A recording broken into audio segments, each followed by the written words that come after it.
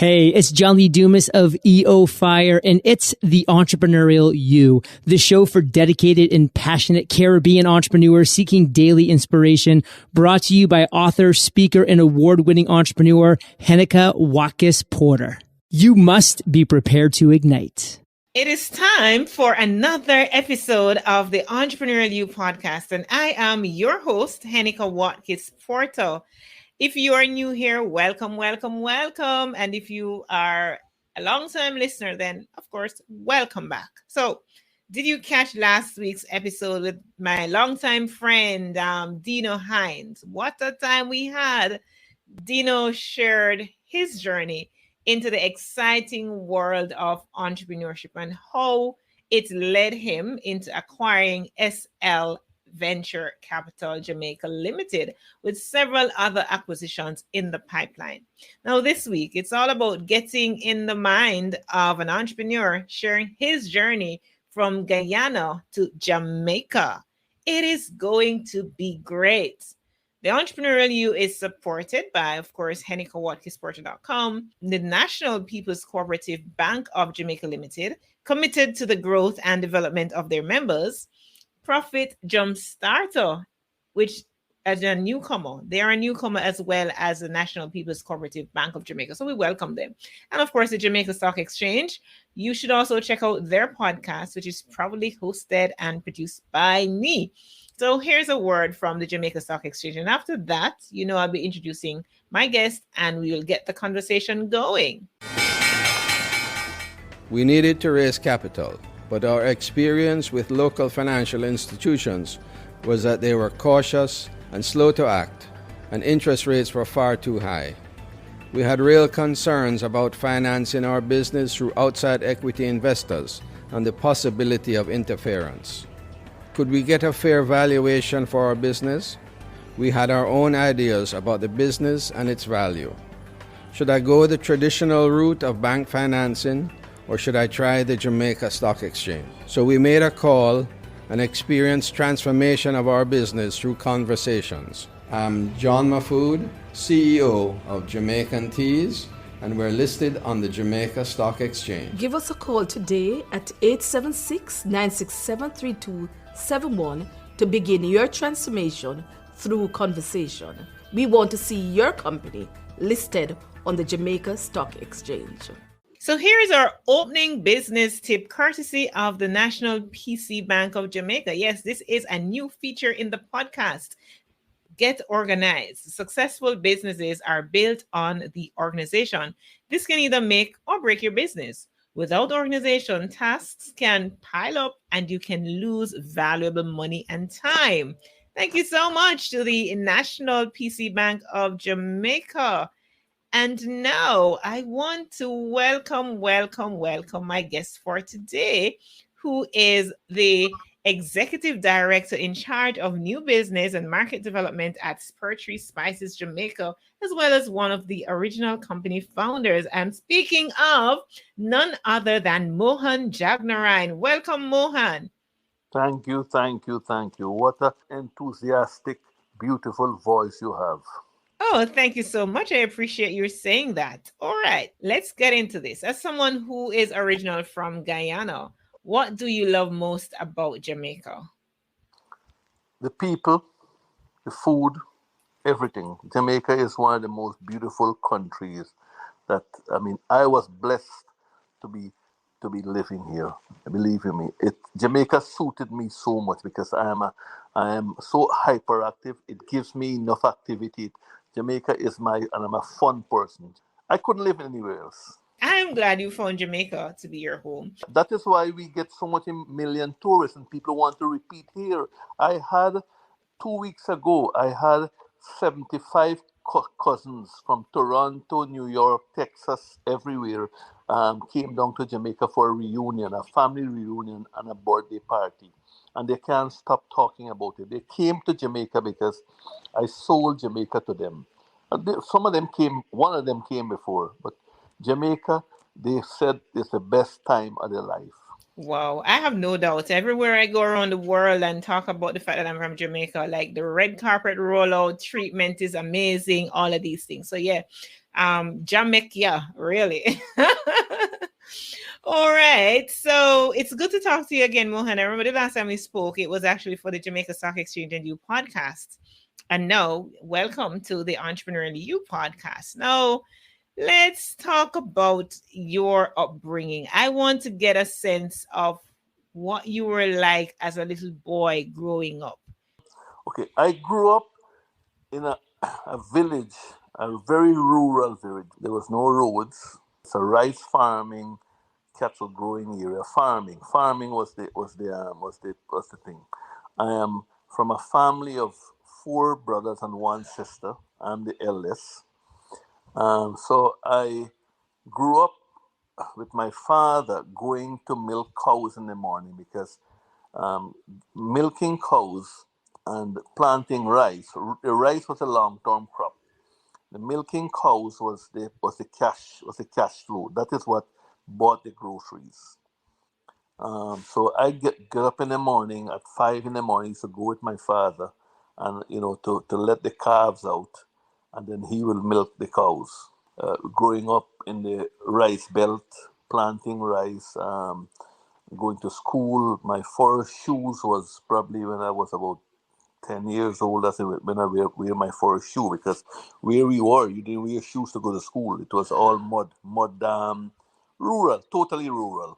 So it was um, rural Guyana, but rural Guyana is not like rural Jamaica. Rural Jamaica, you have the hills and the valleys and the rural Guyana is flat, clay, a little muddy, and agricultural. You talk about the milking of the cows, going to the farm with your father to milk the cows and stuff, and it's somehow kind of sounded nostalgic for me, because whilst I didn't, grow on any farm and didn't necessarily go to milk the cows, with any of my family members or anything like that. I remember there was this gentleman in our community who, God bless his soul, he just passed recently.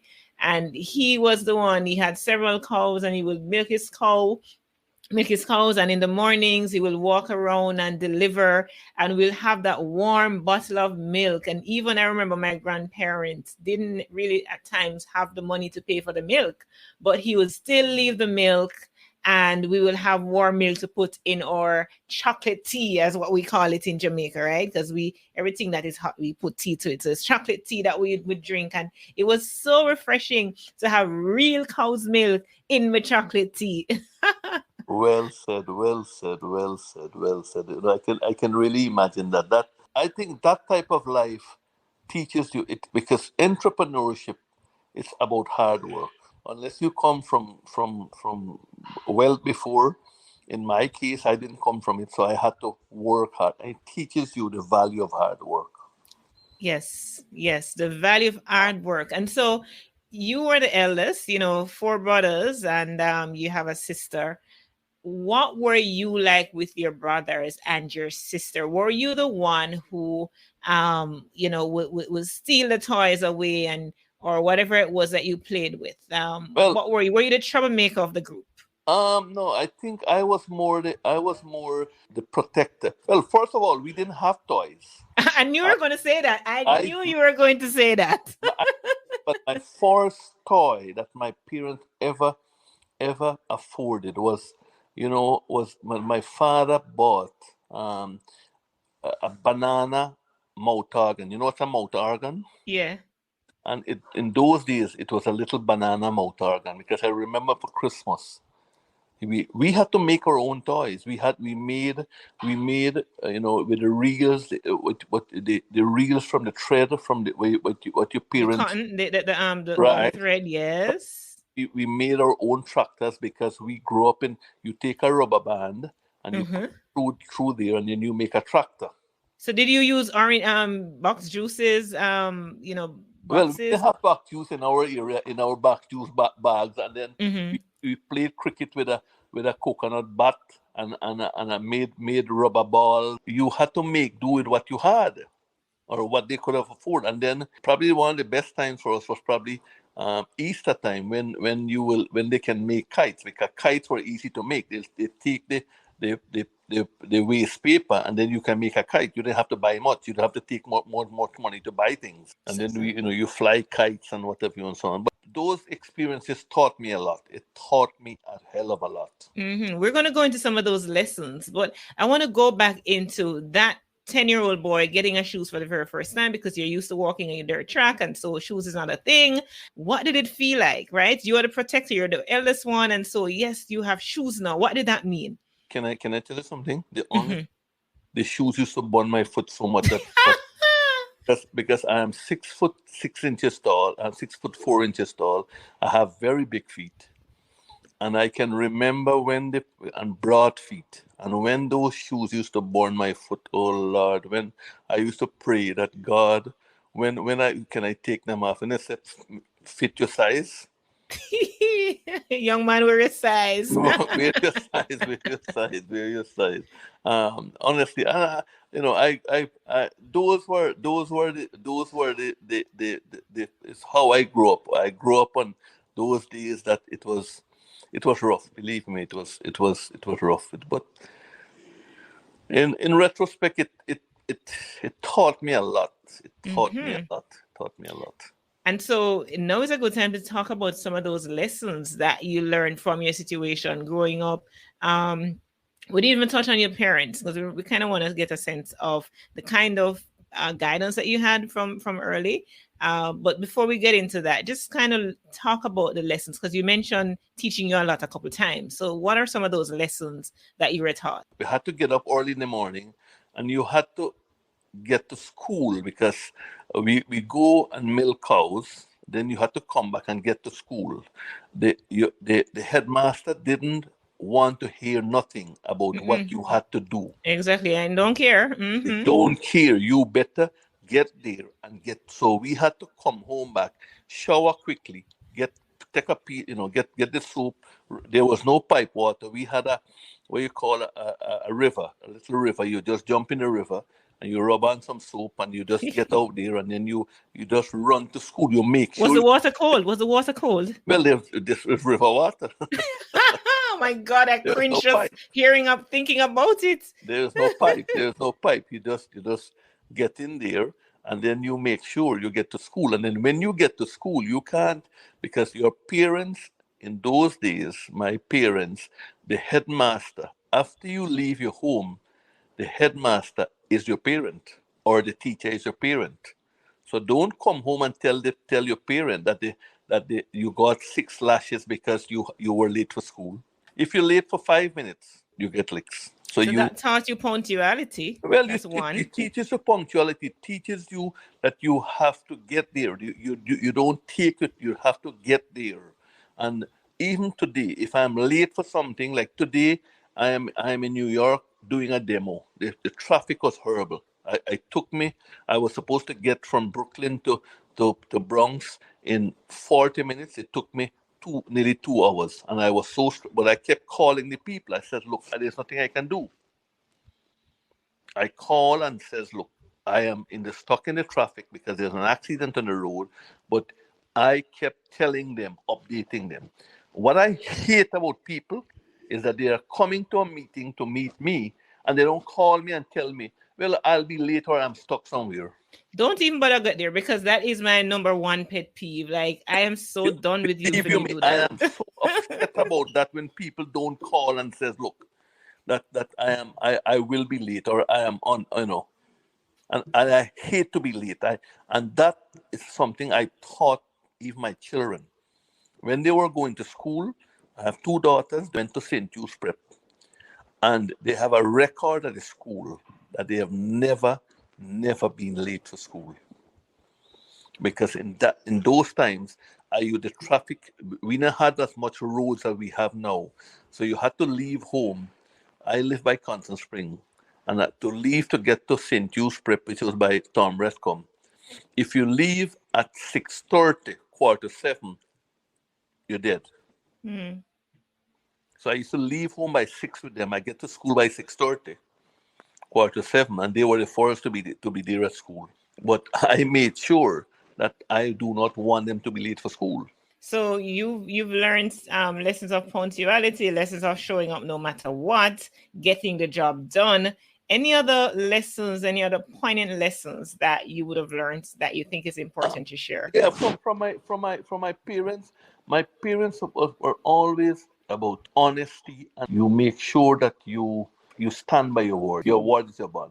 And we grew up in a village whereby, in an area, Jamaica have a lot of it. Jamaica have a lot of it here. I have seen a lot of it here. The same thing that I grew up in. I have met so much people here, so much people who is exactly the same. Some of the farmers are the same culture, same things.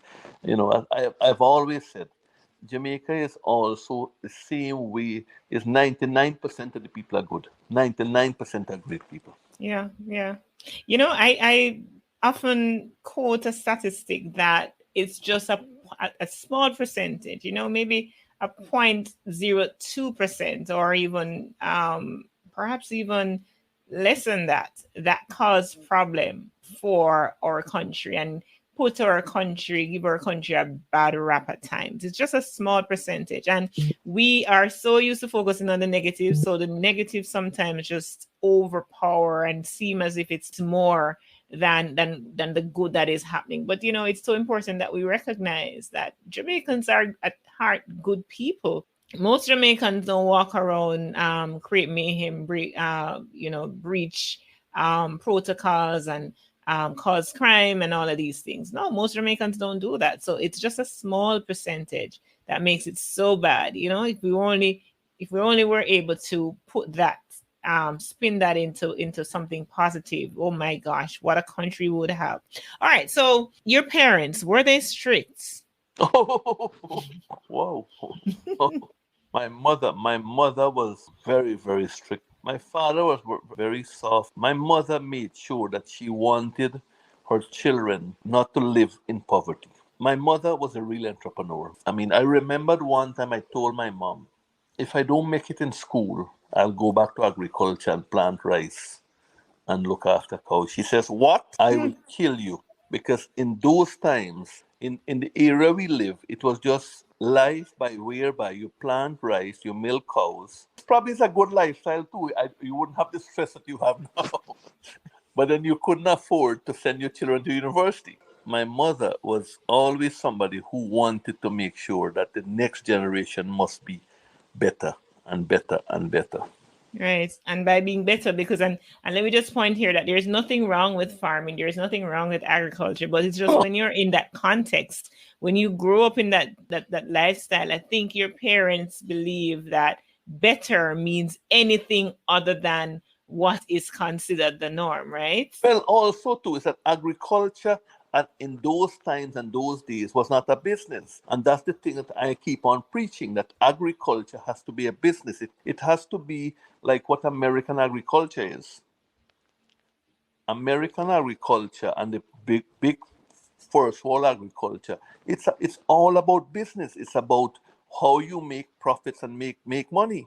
So let's talk about the business mind, right? So the last imagery I have of you in mind is that of the 10-year-old who no longer is walking barefooted. You now have shoes.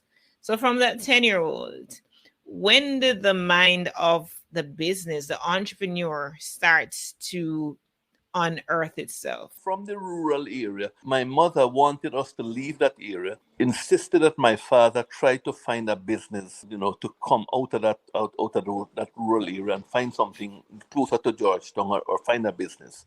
So they found a business, a shop, and they bought this business through my grandfather.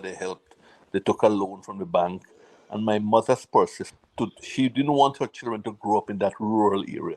She wanted them to get better high school, better schools, everything. So we came and we bought this business. So I grew up also in a shop. From rice farming and cattle rearing, I came into a shop situation in a suburb out of Georgetown, about 10, 15 miles, about 10 miles from Georgetown. So I grew up into that we were, learning that you have to treat customers well, blah, blah, blah, whatever you want, so on, and to make it work. So That also taught me a little lesson. Then from there, I left. And then when I came to Jamaica, I knew when I got married to my wife that the job that I have, that I wouldn't be able to make it with this job, so I have to find something. So I decided I'm gonna start a little. But I knew cooking. I knew to cook. So I said, well, let me try selling roti and curry, and that's what I started, a little roti and curry business in New Kingston, selling roti. And then that evolved into you working at one of those fast food or local fast food Right. giants, Island Grill, and Right. you decided to try the jerk chicken and Right. all of that story. I'm not going to go into all of that because you and I had a conversation on the Jamaica Stock Exchange and You podcast. So persons, I will actually link it in this episode so persons can listen to that. So consider this an extension of that conversation. So we're going to fast track right now to the your company, Spiritual Spices. It's listed now on the Junior Stock Exchange. You have shareholders that you're accounting to, that you're accountable to. You started acquiring other businesses. Let's talk about that. So we're fast tracking the whole genesis of Spiritual into the acquisition plan that you have. Well, the acquisition that we have done so far is the one with Exotic, and then we are looking to make sure that we give the best value to our shareholders. We have 5,300 shareholders to report to. One thing I make sure that I want to go to my bed and sleep, that whereby I make sure that I have done my best for the shareholders. I can only do my best. I give it my best. What has been some of your most daunting challenges along the way? I used to remember when I used to demo a little bit. I used to demo and I used to say to myself, I said, God, can you help me that one customer tell three more customer? Because sometimes when you demo, you demo to 300 people and you get 50 people to buy your product. You're hoping out of those 50 people, 20 tell more people. If you don't have the money to do TV ads and to do the big ads and to grow a small company, that is what you have to keep. You have to be persistent, to keep doing, and says, you hope that will happen. And I mean, thank God, Lord, I thank you that that it has worked. Mm-hmm. But in terms of the challenging aspects of it, though, where has the challenge come in? It's the giving up. Sometimes you want to give up. Mm-hmm. Talk about that, because entrepreneurship, we present it as a sexy package. Nobody talks about that aspect of it. Tell us about that part where you just feel like you want to give up and you don't want to bother with nothing. You want to give up. Sometimes you want to give up. Then here it is. One customer will come back. You know what kept inspiring me? Is the people. People who taste the food. Now, I know people eat with their eyes, they eat with their emotions. And I know when somebody who just wants some free food and somebody who genuinely want. And one thing I'll tell you about the Jamaican customer, if they like it, they will love it. If they don't like it, I don't care how much you give them free. They will dash it away. The point is that you have to make sure you produce good products. You produce quality products. You produce, and it has to be that you have to have that passion to want it to do well and do it well every day. That feeling of wanting to give up, just share a little insight. Give us a little insight into what a time like that might feel like for you. Well, Yes. As a human, it's something you're only human. You're only human. That whereby you are, I mean, you have to sell so much bottle. Think about it. You're not selling candies that somebody buy every 10 minutes. You're selling seasoning that they might buy once a week. Think about a bottle of pepper sauce. A bottle of pepper sauce would last average householder would probably last them 2 weeks because they use a little bit. So you have to sell plenty of it to make it make sense. I suppose what you're trying to say is when you can't meet the target that you would have already set on you, not just you, because you have people who you're reporting to, your team, and when you're not making that target, then that's when it becomes daunting, yeah? I think in my case, it's just that I tell myself, I don't care what what is there. I'm going to break down every fence. I'm going to Mm-hmm. push Every barrier, no matter what, come hell or high water, as we and say. I didn't look at it. I just look and says, I'm going to win this war. Agreed. That's the mindset. So resilience, determination, those are the things, at least two of the things that as entrepreneurs we need to be able to have to make us win on this journey of entrepreneurship. Entrepreneurship, I think 90% of the people who succeed would have failed 180 times. Or more. Or we more. Know the KFC story. Right. The how many attempts. We know the Exactly. light bulb story. Exactly. Let me pause there and read a review that one of my listeners left. And then when I come back from that, I want to hear, we've been talking about challenges. I want to hear what are your major wins. Of course, I know, again, as I would have alluded to, listing on this junior market would have been one. But outside of that, I need to hear a big win for the Spur Tree Spice. I'm on the Spur Tree Spice journey. Let's take a break for the review. And this review comes from Dave Chaffee out of Australia. And he says, such an informative podcast. Thanks for connecting. I thank you for listening, Dave, and I appreciate the fact that you were able to find some time to leave a review. And if you wrote a review, please send me an email at henekawatkis.porter@gmail.com and let me know so that I can shout you out right here on the show. Welcome back. Welcome back. And, I just want to pause here as well to just give a big shout out to my sponsors. Without them, the show would not go on, really. So the Jamaica Stock Exchange, we have newcomers, Profit Jumpstarter, and the National PC Bank of Jamaica Limited. And of course, HenekaWatkis-Porter.com. All right. So Mohan, let's continue our conversation. You've been just so candid about your childhood. I just picture you, walking in the dirt road, going to milk cows with your daddy, hearing your mother being so resilient and so forceful as it relates to you becoming an entrepreneur and wanting better for you. And now we want to share what have been some of those wins, at least one that you've had as an entrepreneur. My biggest win would have been when I asked a friend of mine, Albert Bailey, who I have a lot of respect for, right? Who's our CEO. I asked him, I saw him one day and I said, Albert, can you join me and let me live my dreams and push this and make this thing into a big business? And he called me back. He had gotten an offer, which I had spoken about before.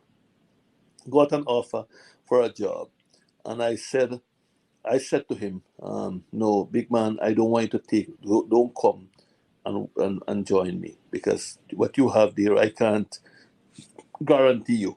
And he says, Mo, I'm quitting that. I'm going to join you.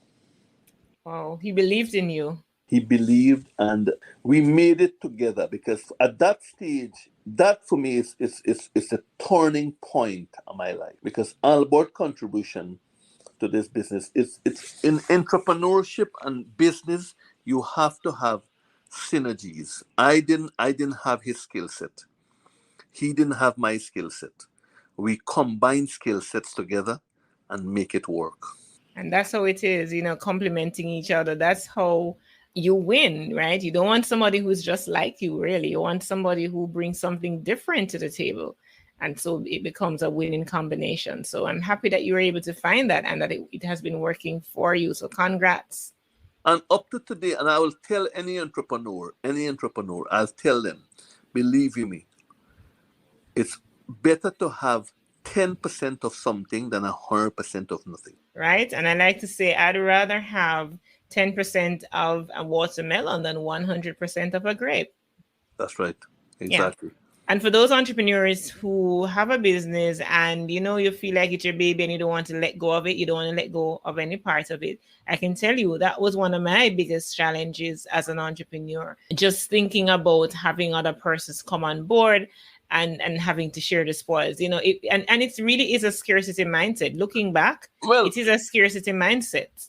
The truth about it, you can't share if you don't have nothing. If you don't have something. True. Some people keep on thinking that you're sharing. You can't share zero. You can't share zero. Build something and then you share it. Absolutely. All right. So we are coming to a close pretty much in this conversation, right? We've talked about, I just kind of wanted to get a sense of your early beginnings and what you were like, who you were like growing up. And I did mention that you and I spoke in depth, a lot more about the business itself on another podcast, which I'm going to link to this one, so persons can listen as well. So I don't want to go back into that conversation necessarily. So at this point, I'm just going to ask you to wrap with your best piece of advice for somebody who wants to start a manufacturing business, perhaps in the same business that you're at, because there is enough for everybody. So your best piece of advice for somebody who is looking to enter the manufacturing space. You know what? Before I go there, because there is something that I've been meaning to ask and I didn't ask. I want to hear about the mindset that you need to have when you're exporting versus when you're only serving your domestic market. Because I know it's like chalk and cheese. What's that mindset like that you need to develop? That you have to say to yourself, that if I'm going to export, I have to be there. Like if I am in Jamaica, you have to make sure exporting is not just selling the product. Exporting is getting the product to the market, and I've always said is to taking it off of the shelf 3-4 times. So good point. It's not just about sending the product to the market. You have to actually be in the market, be present in the market so that you can move the product from the shelves, because it's one thing to get on the shelves, but it's now to move the product off the shelf, right? You have to move it, and you can't move it once, you have to move it 4 times. Wow. You can't just name a product brand Jamaica. It's not, people don't spend their money just like that. People they will buy good products from Jamaica. But you can't just say that I will name it brand Jamaica and people just buy it like that. That's not that's not how it is. If you build it, they'll come, huh? Exactly. All right. So back to that question I wanted to wrap with, Mohan, which is your best piece of advice that you'd want to give to somebody who is considering entering this manufacturing sector, producing spices, perhaps. Go with the mindset that I love this and I want to do it. Don't go with the mindset that I want to go into manufacturing because it's a nice thing to do. Go with the mindset that, look, this is what I believe in, this is what I love, and I'm going to make it happen. This is what I love, and I'm going to make it happen because I'm serving my customers. It's not just about me, it's about my stakeholders and what they need, actually. Well, first of all, you have to love it so much. You have to love it. You have to love it so much that it's like I always said that, look, you manufacturing or any business, it's like a child. You make you man and woman, you conceive, you have a child together, and a child is born, and you said, you know what, I am going to make sure this child is on top of the world. This child, this is a product of me. Mm-hmm. And it must reflect you in everything that you do. You must give up yourself the best, yeah? Absolutely. Until that child can stand on their own. That's just like a business. A business is the same thing. How may persons get in touch with you? Because you have shared a lot, and I know that you have more to share, and so people want to talk to you. How may they reach you? Even today, when I was demoing in a Stop and Shop, there was a young guy who's from Ghana who is having a product, and he loves our product. And I remembered him. I remembered myself when I was at him.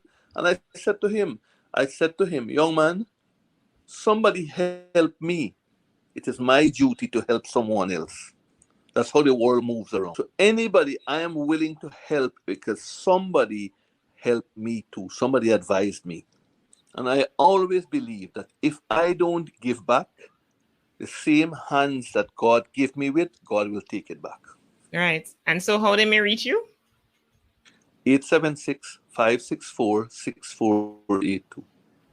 All right, that's Mohan Jagnarayan, the Executive Director in charge of New Business and Market Development at Spiritual Spices Jamaica, as well as one of the original company founders. Such a pleasure it has been. It has been refreshing just to hear him talk about, his early beginnings. So sometimes, in entrepreneurship and in these conversations that we hear with entrepreneurs, they oftentimes ignore the very basic, the humble beginnings from which these now successful entrepreneurs come. But I think it's important for us to reflect and to see, what is possible. It's not where you start, but it's where you're going and where you end up. So thank you so much, Mohan. It has been such a pleasure. I'm super happy to introduce a new segment called Money Tip, brought to you by Profit Jumpstarter. Yes, welcome, Profit Jumpstarter. Latest addition to the sponsorship team. Max out your high interest savings account. With higher interest rates these days, it is important to max out your high interest savings account and benefit from the higher interest rates on these accounts. Unlike traditional savings accounts, high yield savings accounts rewards you with a higher interest rate, and your money will grow even faster due to compound interest. A good use for this account is for your emergency fund, travel fund, or any other short-term goal you may have. Now, knowledge is nothing without execution, so be sure to implement this money tip. Thank you so much, Profit Jumpstarter. We are very grateful for this tip because we want to make our money work for us, right? We work hard for it, so it should work hard for us. All right, I want to thank you so much for tuning in to this episode with Mohan Jagnarayan. My most insightful moment from today's episode, wow, there has been just so many. But you know what?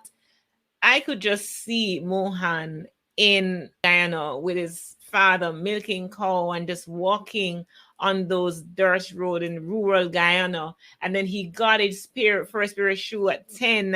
I just see that little boy who, he had 4 brothers and a sister, and he was a protector, had the influence of his mother into being better than they were, as parents. And she wanted what was best for her children. And so she instilled certain values, the entrepreneurial qualities. She was like the entrepreneur of the house, instilling in Mohan about entrepreneurship. And thankfully she did. What is your moment that stood out the most? Please send us your feedback at Heneka Watkis-Porter at gmail.com or on social media at Heneka Watkis-Porter. And remember, do follow the podcast man on your favorite podcast app, whether it's Stitcher and it's or Google or Apple or whichever. Or you can connect with me for all things podcasting at HenekaWatkis-Porter.com. Yes, man, send me a WhatsApp from the homepage and I will answer you personally. It's not going to no assistant. It's coming directly to me and I will get right back to you. I want to hear from you. Now, I close out this week's episode with according to the scriptures, and it comes from Proverbs 19 verse 8. The one who gets wisdom loves life. The one who cherishes understanding will soon prosper. That's it for now. Do take care of yourself, walk good, live good.